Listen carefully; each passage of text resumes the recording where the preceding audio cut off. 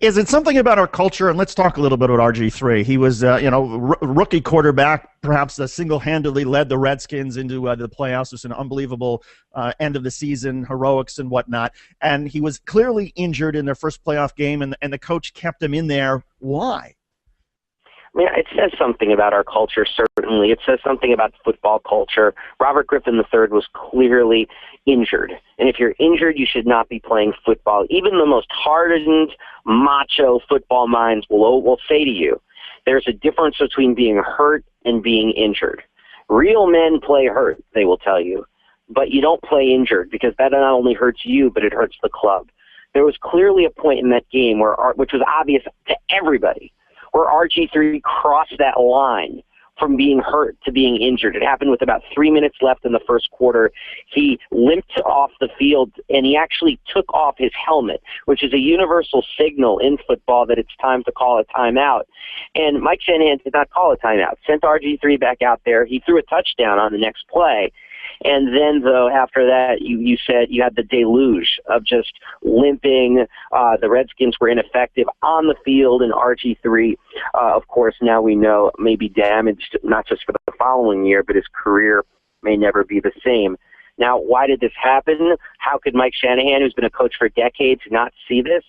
I think it totally speaks to the fact that the man has an ego. And the man was willing to ride RG3 until he broke.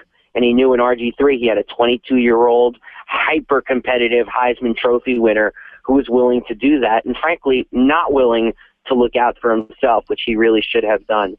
So it's a shameful act. I actually think it's a fireable offense of Coach Mike Shanahan, and I think it's the sort of thing that a lot of people, at least people I've been talking to, are actually recoiling from. I mean, normally in football, there's this anything goes attitude, as if you're almost watching some sort of cage fighting spectacle. But in this case, I think there's a lot of recoiling going on, even in the mainstream sports media. Yeah, it almost seems like so much of our society is about a short-term gain, taking an incredible risk in the short term with long-term damage, and that certainly seemed to play out with how Shanahan treated Robert Griffin III. And what's so interesting about that, too, is you just used the word risk.